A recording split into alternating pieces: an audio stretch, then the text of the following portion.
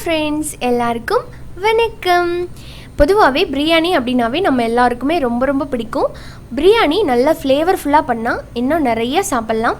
இன்றைக்கி அந்த வகையில் ரொம்ப ருசியான ஹைதராபாதி ஸ்டைல், கட்சி ஸ்டைல் சிக்கன் தம் பிரியாணி எப்படி பண்ணுறதுன்னு பார்க்கலாம்.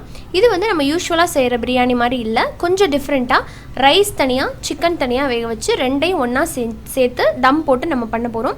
இதில் நம்ம பொரிச்ச வெங்காயம் அதிகமாக யூஸ் பண்ணி பண்ணுறதுனால டேஸ்ட் ரொம்ப நல்லாயிருக்கும். யூஸ்வலாக செய்கிற பிரியாணியோட டேஸ்ட் ரொம்ப நல்லாயிருக்கும். செய்கிற டைம் கொஞ்சம் அதிகமாக இருந்தாலுமே நம்ம ஒரு அக்கேஷ்னலாக ஒரு கெஸ்ட்டெல்லாம் வராங்க அப்படின்னா நீங்கள் இது மாதிரி ப்ரிப்பேர் பண்ணி கொஞ்சம் டிஃப்ரெண்ட்டாக செஞ்சு அசத்தலாம். ஓகே, இதை குயிக்காக எப்படி பண்ணுறதுன்னு பார்த்துடலாமா? வாங்க வீடியோக்குள்ளே போகலாம். ஹைதராபாதி ஸ்டைல் சிக்கன் பிரியாணி பண்ணுறதுக்கு ஃபஸ்ட்டு நம்ம பொரிச்ச வெங்காயம் நமக்கு தேவை. அதுக்கு ஒரு கடாயில் ஒரு 3 டேபிள் ஸ்பூன் அளவுக்கு ஆயில் சேர்க்குறேன்.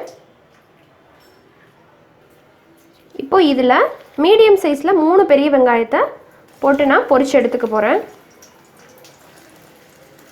இந்த மாதிரி ஸ்லைஸாக கட் பண்ணி உள்ளே போட்டுருங்க. இது நல்லா கோல்டன் ப்ரௌன் ஆகிறது வரைக்கும் இது நல்லா வதக்கணும்.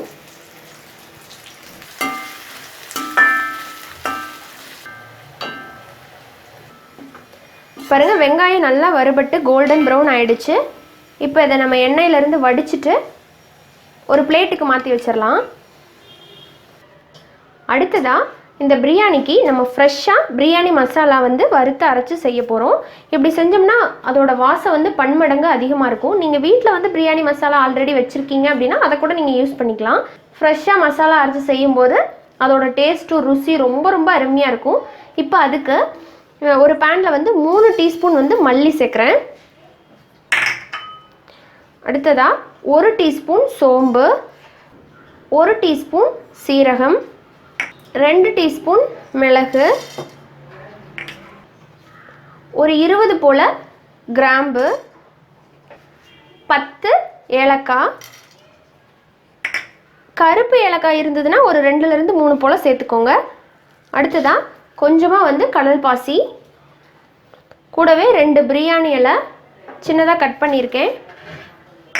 அப்புறமா 2 நட்சத்திர சோம்பு அனாசிப்பூ, 1 மராட்டி மொக்கு, 1 ஜாதிபத்திரி, கொஞ்சமாக பட்டை. இது கூட சாஹி ஜீரான்னு சொல்லுவாங்க இல்லைங்களா, அந்த பிரியாணிக்குனே ஸ்பெஷலாக போடுறது. அது நாட்டு மருந்து கடைகளில் இல்லாட்டி டிபார்ட்மெண்ட் ஸ்டோர்ஸில் கிடைக்கும். நீங்கள் உங்களுக்கு கிடச்சிதுன்னா வாங்கி அதை 1 டீஸ்பூன் அளவுக்கு இதில் சேர்த்து அரைச்சிக்கிட்டிங்கன்னா ரொம்ப வாசமாக இருக்கும். பட் எனக்கு அது கிடைக்கல, அதனால நான் அதை போடலை. நீங்கள் உங்களுக்கு கிடச்சிதுன்னா வாங்கி போட்டுக்கோங்க. இப்போ இதில் எண்ணெய் சேர்க்காமல் நல்லா ட்ரை ரோஸ்ட் பண்ணிக்கலாம். இதிலேருந்து நல்லா வாசம் வர்ற வரைக்கும் இதை நல்லா வறுக்கணும். இது கொஞ்சம் குவான்டிட்டி அதிகமாக நம்ம செஞ்சு வச்சுக்கிட்டோம்னா எப்பப்பெல்லாம் நம்ம பிரியாணி பண்ணுறோமோ அப்பப்பெல்லாம் யூஸ் பண்ணிக்கலாம். பட் ரொம்ப நாளைக்கு ஸ்டோர் பண்ணி வைக்காதீங்க, வாசம் போயிடும். நான்வெஜ் கறி, நீங்கள் சிக்கன் மட்டன் குழம்பு கிரேவி எது பண்ணுறீங்கனாலுமே நீங்கள் இதை யூஸ் பண்ணிக்கலாம். இப்போது இந்த மசாலா பொருளை நல்லா வாசம் வந்துருச்சு. ஆஃப் பண்ணிவிட்டு நல்லா ஆற வச்சு நைஸ் பவுடராக அரைச்சி எடுத்துடலாம். இப்போ அடுத்ததாக சிக்கனை மேரினேட் பண்ணிக்கலாம். எந்த பாத்திரத்தில் நீங்கள் வேக வைக்க போகிறீங்களோ அந்த பாத்திரத்தையே டேரெக்டாக மேரினேட் பண்ணிக்கோங்க. இப்போ இந்த கடாயில் ஒரு 400 கிராம் அளவுக்கு சிக்கன் அதை சேர்த்துக்கிறேன். கொஞ்சம் பெரிய பெரிய பீஸாக இருந்தால் நல்லாயிருக்கும்.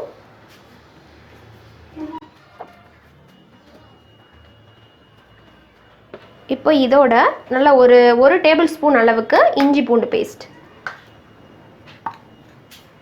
இந்த இஞ்சி பூண்டு பேஸ்ட் கூடவே நீங்கள் பச்சை மிளகா ஒன்று சேர்த்து கூட அரைச்சிடலாம். நான் ஒரு பெரிய பச்சை மிளகாயை சும்மா அப்படியே நச்சு எடுத்திருக்கேன்.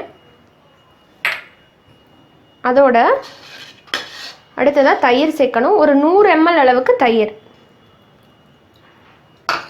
கூடவே நல்லா கொஞ்சமாக மல்லி இலை,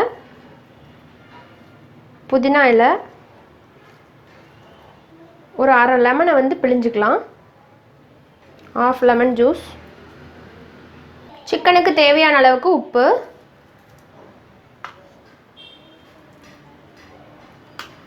அப்புறமா ஒரு 2 டீஸ்பூன் அளவுக்கு நெய் சேர்த்துக்கலாம். நீங்கள் நெய்க்கு பொதுவாக எண்ணெய் கூட சேர்த்துக்கலாம். நெய் சேர்த்தா இன்னும் நல்லாயிருக்கும், உருக்குன நெய். ஃபஸ்ட்டு இதை நல்லா கலந்து விட்டுறலாம்.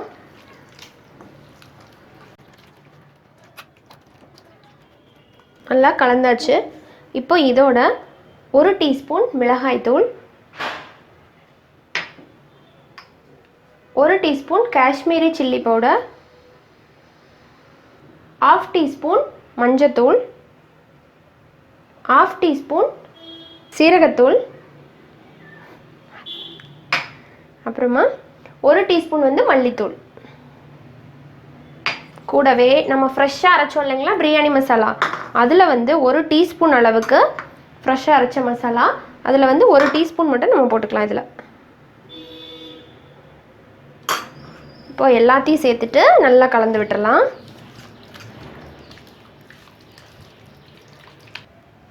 இப்போது இது நல்லா கலந்தாச்சு. இதோட அடுத்ததாக நம்ம பொரிச்சோம் இல்லைங்களா வெங்காயம், அதை வந்து லைட்டாக கையில் க்ரஷ் பண்ணிவிட்டு ஒரு 2 டேபிள் ஸ்பூன் அளவுக்கு எடுத்து உள்ளே போட்டு அதையும் நல்லா இதோட கலந்து வச்சுருங்க.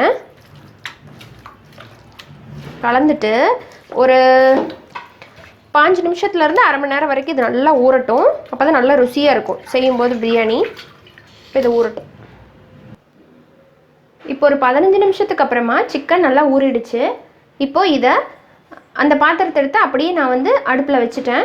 இந்த சிக்கன் வந்து நல்லா ஒரு 80% வேகிற அளவுக்கு இதை நல்லா மூடி வச்சு வேக வச்சிடலாம். இப்போ இந்த சிக்கனில் பார்த்தீங்கன்னா கொஞ்சமாக தண்ணி விடும். ஸோ நீங்கள் தண்ணி எக்ஸ்ட்ரா ஊற்ற தேவையில்லை. இன்கேஸ் உங்கள் சிக்கனில் வந்து தண்ணி விடலை அப்படின்னா நீங்கள் வந்து ஒரு 1/2 டம்ளர் போல் தண்ணி சேர்த்து நல்லா இதை வேக வச்சுருங்க. இப்போ இது வேகட்டும். இப்போ அந்த அடுப்பில் பார்த்தீங்கன்னா சிக்கன் வெந்துக்கிட்டு இருக்குது. இப்போது இந்த சைடு அடுப்பில் ஒரு பாத்திரத்தில் வந்து ஒரு 2 லிட்டர் அளவுக்கு தண்ணி வந்து நிரப்பி வச்சுருக்கேன். இப்போ இதில் தான் நம்ம அரிசியை போட்டு வேக வைக்க போகிறோம். இப்போ இதில் வந்து 1 ஸ்பூன் அளவுக்கு வந்து நம்ம ஆயில் சேர்த்துக்கலாம். இப்போ இதில் கொஞ்சமாக பட்டை, ஒரு பிரியாணி இலையை கட் பண்ணி சேர்த்துக்கிறேன், ஒரு அனாசிப்பூ, 4 ஏலக்காய், 4 கிராம்பு. சாகி ஜீரா இருந்ததுன்னா நீங்கள் இந்த ஸ்டேஜில் ஒரு 1/2 ஸ்பூன் அளவுக்கு சேர்த்துக்கலாம். அப்புறமா ரோஜா இதழ் இருக்கு இல்லைங்களா, அது கொஞ்சம் போட்டுக்கிறேன். இப்போ இது மாதிரி ரோஜா இதழ் வந்து டிபார்ட்மெண்ட் ஸ்டோரில் கிடைக்கிது, நீங்கள் வாங்கி யூஸ் பண்ணிக்கலாம். பிரியாணிக்கெலாம் வாசமாக இருக்கும். இப்போ இது வந்து நல்லா ஒரு பாயிலிங் கன்சிஸ்டன்சின்னு சொல்லுவோம் இல்லைங்களா, நல்லா கொதிக்கட்டும் தண்ணி. அதுக்கப்புறமா அரிசி சேர்த்துக்கலாம். இதோட 1 டீஸ்பூன் வந்து இஞ்சி பூண்டு பேஸ்ட், அதையும் சேர்த்துக்கலாம். இப்போது ரைஸுக்கு தேவையான அளவுக்கு உப்பு கொஞ்சம் வந்து அதிகமாக தான் சேர்க்கணும். ஏன்னா நம்ம இந்த தண்ணி ஃபுல்லாக ஆட் பண்ண மாட்டோம். ரைஸ் நம்ம எவ்வளோ போடுறோமோ அதுக்கு தகுந்த அளவுக்கு மட்டும் உப்பு இதில் சேர்த்துக்கலாம். இப்போ தண்ணி நல்லா பாயிலிங் கன்சிஸ்டன்சிக்கு வந்துருச்சு. இப்போ இந்த ஸ்டேஜில் ஒரு 300 கிராம் அளவுக்கு பாஸ்மதி ரைஸ் எடுத்து நான் வந்து ஒரு அரை மணி நேரத்துக்கு முன்னாடியே நல்லா ஊற போட்டு எடுத்திருக்கேன். இப்போ இதை உள்ளே சேர்த்துடலாம்.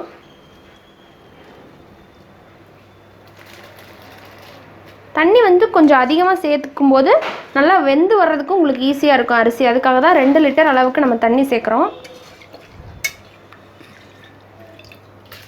சேர்த்தாச்சு. அரிசி வந்து நல்லா ஒரு 80% அளவுக்கு வேகணும், அது வரைக்கும் வெயிட் பண்ணலாம்.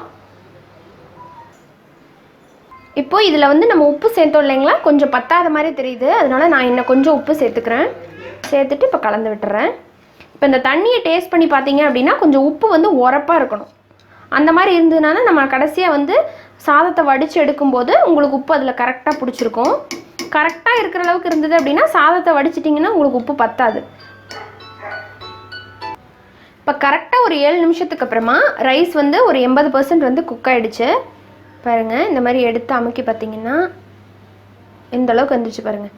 இப்போ இதை நம்ம வடித்து எடுத்துடலாம். எக்ஸ்ட்ரா தண்ணியை எடுத்துகிட்டு நம்ம அரிசியை மட்டும் வடித்து எடுத்துடலாம்.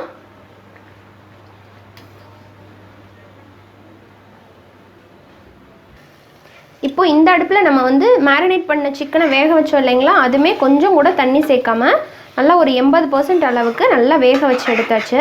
இப்போ இது எல்லாத்தையுமே நம்ம ஒன்றா தம் போட போகிறோம். பார்க்கலாம். இப்போ தம் போடுறதுக்கு நல்லா இந்த மாதிரி ஒரு வெயிட்டான பாத்திரமாக எடுத்துக்கோங்க. இந்த பாத்திரத்தில் இப்போ வந்து ஸ்டவ் ஆன் பண்ண வேண்டாம், ஆஃப்லேயே இருக்கட்டும். இப்போ இந்த பாத்திரத்தில் வந்து பாட்டமில் ஒரு 2 ஸ்பூன் அளவுக்கு நெய் ஃபஸ்ட்டு சேர்த்துக்கலாம்.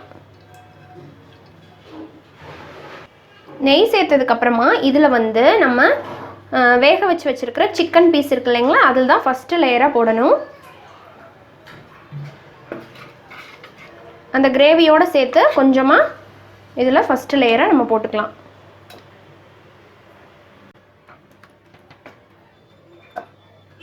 இப்போ அடுத்தது வந்து நம்ம வேக வச்சு எடுத்து வச்ச ரைஸ், அதை வந்து செகண்ட் லேயராக போட்டுடலாம்.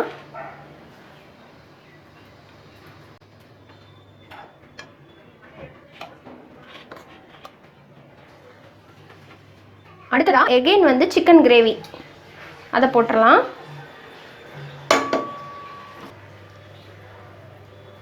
ஸோ இந்த மாதிரி போடும்போது உங்களுக்கு மிடில்லையும் சிக்கன் பீசஸோட ஃப்ளேவர் வந்து நல்லா உள்ளே இறங்கி நல்லா சூப்பர் வாசமாக இருக்கும், டேஸ்ட்டாகவும் இருக்கும் ரைஸ் சாப்பிட்றப்ப. இப்போ அது எல்லாத்தையுமே நான் போட்டுட்டேன். 2 லேயருக்கு வந்து சிக்கன் பீஸ் ஃபுல்லாகவே நம்ம போட்டாச்சு. இப்போ அடுத்த லேயர் வந்து ரைஸ் போட்டுக்கலாம். அடுத்த லேயர் ரைஸ். லேயர் பார்த்தீங்கன்னா கொஞ்சமாக வெங்காயத்தாள் சேர்த்துக்கலாம். பொரிச்ச வெங்காயத்தை உள்ளே சேர்த்துக்கிறேன். கூடவே மல்லி இலை, அப்புறமா கொஞ்சம் புதினா இலை. இந்த லேயர் வந்து செகண்டில் இருக்கணும், தேர்ட் லேயர். இது கொஞ்சோண்டு வந்து சாஃப்ரான் மில்க் இருக்கு இல்லைங்களா, நல்ல ஒரு வார்ம் மில்க், கை தொடுற பக்கத்தில் இருக்கிற சுடுபாலில் வந்து கொஞ்சமாக சாஃப்ரான் குங்குமப்பூ கலந்து எடுத்திருக்கேன். இப்போ இதை வந்து கொஞ்சமாக நம்ம இந்த லேயரில் ஊற்றிக்கலாம்.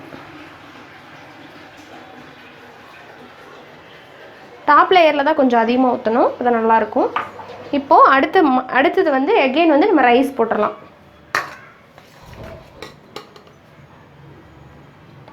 ரைஸையுமே இப்போ நீங்கள் இந்த லேயரில் சேர்த்துக்கோங்க.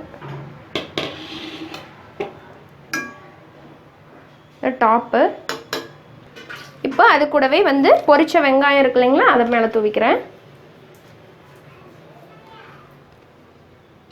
கொஞ்சோண்டு நம்ம ஃப்ரெஷ்ஷாக அரைச்ச அந்த பிரியாணி மசாலா பொடி, சும்மா கொஞ்சமாக தான் எல்லா பக்கமும் ஸ்ப்ரெட் பண்ணி விட்டுருங்க. அப்புறமா மல்லி இலை, புதினா சேர்த்துடலாம். புதினா, மல்லி இலை. பொரிச்ச வெங்காயம் அதிகமாக சேர்க்குறது வரைக்கும் டேஸ்ட் நல்லாயிருக்கும். அப்புறமா கூட வந்து நம்ம கலந்து வச்ச சாஃப்ரான் மில்க் எல்லாத்தையுமே இப்போ டாப் லேயரில் நம்ம ஊற்றிடலாம். இப்போ ஜஸ்ட் நல்ல ஒரு கலருக்காக வேண்டியதாக இப்போ இதை சேர்க்குறோம். உங்களுக்கு இந்த ஃப்ளேவர் பிடிக்கல அப்படின்னா கூட நீங்கள் இந்த சாஃப்ரான் சேர்க்காம விட்டாலும் பரவாயில்ல. ஆனால் அத்தன்டிக் ஹைதராபாதி சிக்கன் பிரியாணியில் அதை சேர்ப்பாங்க. அடுத்ததாக டாப் லேயர் வந்து நல்லா ஒரு 2 டீஸ்பூன் அளவுக்கு நெய் சேர்த்துட்டு இப்போ இதை க்ளோஸ் பண்ணிடலாம். இப்போ இதை வந்து நம்ம தம் போடணும். ஸோ நம்மளோட லிட்டு வந்து ஏர் டைட்டாக இருக்கணும். அப்போ தான் உங்களுக்கு நல்லா ஸ்டீம் வெளியே போகாமல் நல்லா குக் ஆகும். இப்போ உங்களோட லிட் வந்து அந்தளவுக்கு நல்லா ஏர் டைட் இல்லை அப்படின்னா, நான் வந்து பாருங்கள் மைதா மாவு வச்சு வந்து இந்த லிட்டை வந்து கவர் பண்ணியிருக்கேன். இந்த மாதிரி பண்ணிக்கோங்க. மைதா மாவு வச்சு ஹோல் லிட்டையும் வந்து இந்த மாதிரி பண்ணியிருக்கேன், சீல் பண்ணியிருக்கேன். இப்போ இதை வச்சு நம்ம இதை க்ளோஸ் பண்ணிடலாம். நீங்கள் அலுமினியம் ஃபாயில் கூட யூஸ் பண்ணிக்கலாம், இல்லை டவல் போட்டு அது மேலே கூட வைக்கலாம், உங்களோட விருப்பம். எப்படி வந்து நல்லா ஏர் டைட்டாக பண்ணணுமோ அந்த மாதிரி பண்ணிக்கோங்க. அடுத்ததாக உங்கள் வீட்டில் வந்து பழைய தோசை டவா இருக்கும் இல்லைங்களா, இரும்பு கல்லோ இல்லை நான்ஸ்டிக் எதாக இருந்தாலும் பரவாயில்ல, அதை வந்து கொஞ்சம் ப்ரீ ஹீட் பண்ணிடுங்க. ஹை ஃப்ளேமில் வச்சு ஒரு 5 நிமிஷம் நல்லா ஹீட் பண்ணிடுங்க. ஹீட் பண்ணதுக்கப்புறமா நம்மளோட பிரியாணி பாட் இருக்கு இல்லைங்களா, அதை எடுத்து மேலே வச்சிடலாம். ஸோ இந்த பிரியாணி பாட் வந்து மேயர் பிராண்டோடது, ரொம்ப சூப்பராக இருக்குது. 4.5 லிட்டர், நல்லா தாராளமாக ஒரு 10 மெம்பர்ஸு கூட இதில் நீங்கள் குக் பண்ணலாம், ரொம்ப நல்லாயிருக்கும். இப்போது இது வந்து ஹை ஃப்ளேமில் 5 நிமிஷம் நீங்கள் இதை ஹீட் பண்ணதுக்கப்புறமா மறுபடியும் ஒரு 10 நிமிஷம் வந்து லோ ஃப்ளேமில் வச்சுருங்க.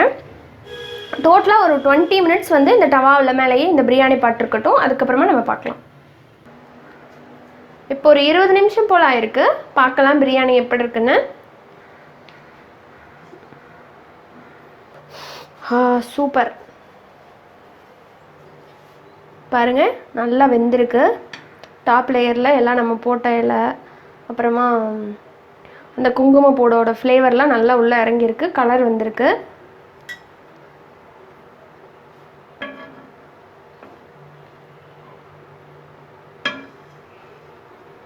ஸோ ரைஸ் எல்லாம் அப்படியே நல்லா உதிரி உதிரியாக இருக்குது. ஸோ இதை வந்து நம்ம ஒரு 15 நிமிஷம் இப்படியே வச்சிடலாம். உடனே நம்ம எடுக்க வேண்டாம். இப்போ இது கொஞ்சம் நேரம் இருக்கட்டும், அப்புறமா நம்ம சர்வ் பண்ணலாம். ஸோ இதே போல் ஹைதராபாதி ஸ்டைல் சிக்கன் தம் பிரியாணியை நீங்களும் வீட்டில் ட்ரை பண்ணி பாருங்கள். இது வந்து தயிர் பச்சடியோட வச்சு சாப்பிட்றதுக்கு ரொம்ப நல்லாயிருக்கும். அதுலேயே வந்து பூந்தி சேர்த்து தயிர் பச்சடி செய்வோம் இல்லைங்களா, அது வந்து பெஸ்ட்டு காம்பினேஷன். ட்ரை பண்ணிவிட்டு உங்களோட ஃபீட்பேக் அண்ட் கமெண்ட்ஸை எனக்கு மறக்காமல் போஸ்ட் பண்ணுங்கள். இந்த வீடியோ உங்களுக்கு பிடிச்சிருந்ததுன்னா ஒரு லைக் கொடுங்க. உங்கள் ஃப்ரெண்ட்ஸ் அண்ட் ரிலேட்டிவ்ஸ்க்கு ஷேர் பண்ணுங்கள். மறக்காமல் நம்ம சேனல் நிக்கீஸ் கிச்சனை சப்ஸ்கிரைப் பண்ணிவிட்டு கூடவே இருக்கிற பெல் சிம்பிளை மறக்காமல் கிளிக் பண்ணிக்கோங்க. அப்போ தான் நான் எப்பப்பெல்லாம் வீடியோஸ் போட்டாலும் உங்களோட நோட்டிஃபிகேஷன்ஸ்க்கு வந்து நிற்கும், நீங்கள் மிஸ் பண்ணாமல் பார்க்கலாம். இன்னொரு இன்ட்ரெஸ்டான அண்ட் ஹெல்த்தியான ரெசிபியோட உங்கள் எல்லாரையும் சீக்கிரமாக வந்து மீட் பண்ணுறேன். அது வரைக்கும் நன்றி, வணக்கம்.